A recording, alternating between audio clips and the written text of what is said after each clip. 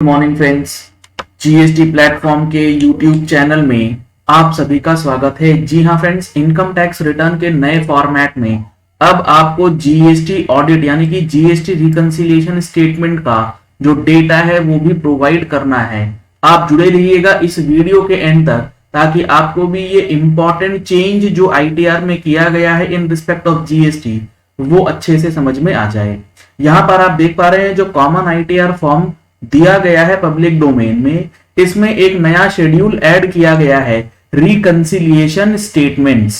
और इस reconciliation statements में जो एक रिकंसिलिएशन आपको करके देनी है वो है जीएसटी रिकंसिलिएशन की। यहां पर आपको जीएसटी का अपना पूरे साल का डेटा जो है वो रिकंसाइल करके देना है।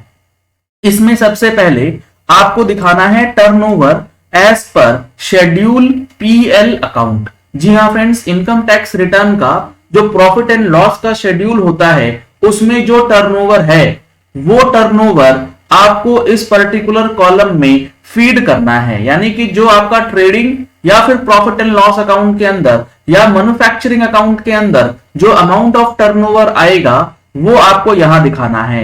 उसको रिकंसाइल करना है किस फिगर से? उसे रिकंसाइल करना है annual aggregate turnover as per GST returns. अब जब यहां पर यह बात आती है कि annual aggregate turnover as per GST returns, तो यहां पर आपको वो फिगर डालनी होगी जो आपने अपनी जीएसटी रिटर्न्स में डाली हैं। और जीएसटी रिटर्न्स के अंदर जो फिगर्स जाती हैं वो अगर आपने जीएसटीआर 3B में जो फिगर डाला है वो अमाउंट यहां पर फीड करते हैं और उसके बाद कोई डिफरेंस आता है तो अकॉर्डिंगली आपको यहां पर फिगर्स जो है वो सारी चीजों को डिफरेंस के साथ बताना पड़ेगा। तीसरा कॉलम है turnover of non GST units. ऐसा भी हो सकता है कि आपका कोई ऐसा टर्नओवर हो जो कि नॉन जीएसटी यूनिट्स के द्वारा दिया गया है, तो वो कितना टर्नओवर है वो भी आपको यहां पर बताना है। और टोटल जो होगा वो एनुअल एग्रीगेट टर्नओवर जो जीएसटी रिटर्न में है और वो टर्नओवर जो नॉन जीएसटी यूनिट से है वो सेपरेट यहां पर दिया जा रहा है। अब ये नॉन जीएसटी यूनिट्स का क्या मतलब है? अब यहां पर एक चीज समझिएगा, मान लेते हैं आपका एक पैन नंबर है और उस पैन नंबर पे आपका जो एक जीएसटी रजिस्ट्रेशन है उसका टर्नओवर आप जीएसटी नंबर 2 के अंदर डालेंगे जो पॉइंट नंबर 2 है। लेकिन उसी पैन पे आप और कोई बिजनेस कर रहे हैं और उसका आपने जीएसटी रजिस्ट्रेशन नहीं ले रखा है और उसका टर्नओवर यहां पर सेपरेट वे में मांगा जा रहा है कि turnover of non GST units. तो यहां जीएसटी डिपार्टमेंट के पास पूरी जानकारी रहेगी कि आपके एक पैन नंबर पे जो आपने रजिस्ट्रेशन ले रखा है उसका टर्नओवर यहां है और उसी पैन नंबर पे कोई ऐसा टर्नओवर भी है जो नॉन जीएसटी यूनिट से है तो वो आपको यहां पर दिखाना है। अब या तो आपका टोटल टर्नओवर 20 लाख रुपए से अगर तो कम है फिर तो कोई दिक्कत नहीं है, लेकिन अगर आपका टर्नओवर पैन इंडिया बेसिस पे 20 लाख रुपए से ऊपर या 40 लाख रुपए से ऊपर चला गया है तो आपको ये चीज अब ध्यान रखनी होगी कि आपके लिए ये turnover of non GST units यहां दिखाना खतरे की घंटी हो सकता है। रजिस्ट्रेशन आपने चूंकि जीएसटी में नहीं ले रखा है और पैन बेसिस पे ये रजिस्ट्रेशन का नियम जो है जीएसटी में है तो वहां पर आपको नोटिसेस जो हैं वो दी जा सकती है। जब यहां पर ये टोटल आ जाएगा आपका total turnover as per GST और यहां पर total turnover as per profit and loss account, उसके बाद आपको in case of difference between GSTR 1 and GST 4 please specify the reason. यहां पर आपको रीजन जो हैं वो एक्सप्लेन करने होंगे और अमाउंट जो है वो कितना है उस डिफरेंस का वो आपको सेपरेटली दिखाना पड़ेगा। अगर आपको ध्यान हो तो हमारा जो जीएसटीआर 9C का फॉर्मेट है उसके अंदर भी कुछ इसी तरीके से जो डेटा है वो मांगा जाता है। अगर जीएसटीआर 9C की बात करें तो इसमें जो हमारा टर्नओवर का रिकंसिलिएशन है इसमें सबसे पहले मांगा जाता है कि turnover as per audited financial statement for the state और multiple GST units under the same PAN. तो अब आपको यहां जीएसटीआर 9C का डेटा और इनकम टैक्स रिटर्न के इस रिकंसिलिएशन स्टेटमेंट का डेटा दोनों को इन लाइन एक साथ लेकर के चलना होगा, क्योंकि जीएसटीआर 9C में आप वो फिगर डालते हैं जो आप इनकम टैक्स में डालेंगे, और जो इनकम टैक्स का फिगर होगा वो आपको रिकंसाइल करना होगा अपनी जीएसटी रिटर्न से। तो 9C भरना प्रॉपर तरीके से अब जरूरी हो जाएगा, क्योंकि इनकम टैक्स की रिटर्न और जीएसटीआर 9C को कहीं ना कहीं अब लिंक करने की तैयारी है। तो अगर आपको 9C फाइल करने में कोई दिक्कत आती है फाइनेंशियल ईयर 21-22 के लिए, तो आप उसका फाइलिंग कोर्स परचेज कर सकते हैं। फाइलिंग कोर्स परचेज करने के लिए आप हमारा मोबाइल एप्लीकेशन वीडियो के डिस्क्रिप्शन बॉक्स से डाउनलोड कर सकते हैं, या फिर आप कांटेक्ट कर सकते हैं, दिए गए नंबर्स पे कॉल कर सकते हैं, व्हाट्सएप कर सकते हैं, और जीएसटीआर 9C की फाइलिंग कोर्स की डिटेल्स जो है वो ले सकते हैं। ये जितने भी चेंजेस किए जा रहे हैं इनकम टैक्स के अंदर, जीएसटी के अंदर, ये सारी चीजें हम लोग अपनी मंथली टैक्स मैगजीन में भी इंक्लूड करने वाले हैं। अगर आप लोगों ने अभी तक टैक्स मैगजीन का सब्सक्रिप्शन नहीं लिया है तो दिए गए नंबर्स पे कॉल करके, व्हाट्सएप करके टैक्स मैगजीन का सब्सक्रिप्शन भी करा सकते हैं।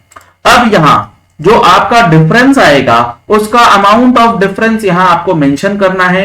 और एनुअल एग्रीगेट टर्नओवर का क्या मतलब है, यहां पर इन्होंने बता रखा है कि एनुअल एग्रीगेट टर्नओवर जो होगा वो होगा as per subsection 6 of section 2 of the CGST act, यानी कि सेक्शन 2 क्लॉज 6 के अंदर जो एग्रीगेट टर्नओवर का डेफिनेशन है वो डेफिनेशन को फॉलो करते हुए आपको अमाउंट भरना है।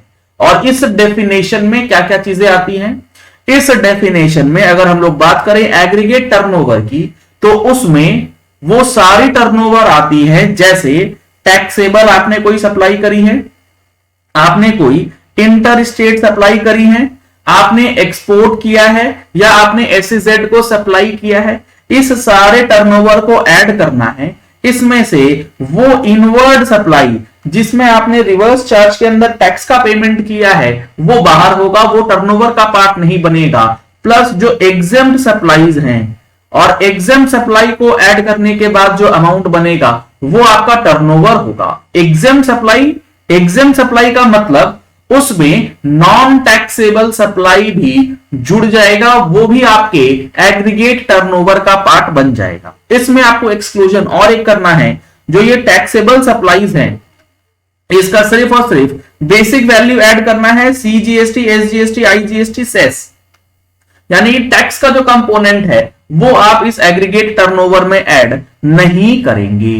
तो यहां पर annual aggregate turnover as per subsection 6 of section 2 जो है वो आपको फीड करना है, और अकॉर्डिंगली अपना जीएसटी का रिकंसिलिएशन जो है अब इनकम टैक्स रिटर्न के अंदर भी डालना पड़ेगा। और जीएसटीआर 9C में इनकम टैक्स का टर्नओवर रिकंसाइल करवाना है, तो दोनों को एक दूसरे के साथ रिकंसाइल करते हुए फिगर्स को आप टैली करें, क्योंकि यहां पर जो पहला ऑप्शन है turnover as per schedule PL, और यहां पर भी जो टर्नओवर है as per audited financial statements, ये भी आपके प्रॉफिट एंड लॉस अकाउंट का ही पार्ट होगा।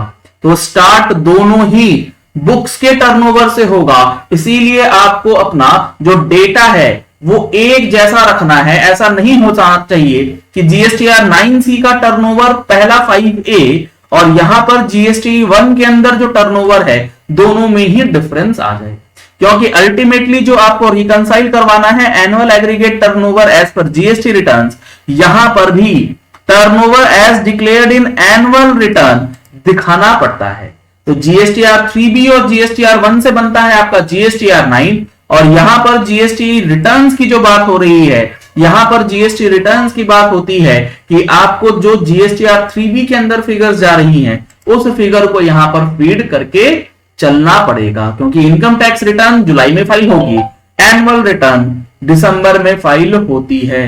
तो 3B का डेटा इनकम टैक्स में और 3B का डेटा एनुअल रिटर्न में, और उसके बाद 9C के साथ इनकम टैक्स रिटर्न को रिकंसाइल जो है वो करना होगा। इसीलिए एनुअल रिटर्न भी अब काफी ज्यादा इंपॉर्टेंट हो जाएगी, इसीलिए गलत एनुअल रिटर्न भरना बिल्कुल भी खतरे से खाली जो है वो नहीं है।